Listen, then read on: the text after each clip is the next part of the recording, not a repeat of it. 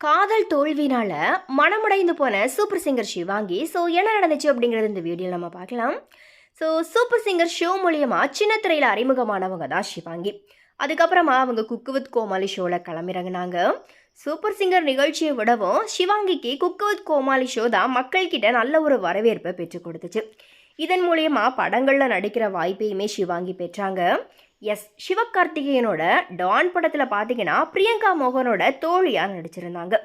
மேலும் தமிழ் சினிமாவில் பின்னணி பாடகியாகவுமே அறிமுகமானாங்க. இன்னைக்கு தனக்குன்னு ஒரு தனி இடத்தை பிடிச்சிருக்கிற ஷிவாங்கி முதல் முறையாக அவங்களுடைய காதல் தோல்வி குறித்து பேட்டி ஒன்றில் வெளிப்படையாகவே பேசியிருக்கிறாங்க. அந்த பேட்டியில் இதுக்கு முன்னாடி நீங்கள் ரிலேஷன்ஷிப்பில் இருந்தீங்களா அப்படிங்கிற மாதிரி கேள்வி கேட்க, ஆமாம் நான் ரிலேஷன்ஷிப்பில் இருந்தேன், ஆனால் இப்போ எனக்கு பிரேக்கப் ஆயிடுச்சு. அது ரொம்பவே கஷ்டமாக இருந்துச்சு. அந்த ஹார்ட் பிரேக் எனக்கு ஒரு மிகப்பெரிய வலிமையை கொடுத்துச்சு.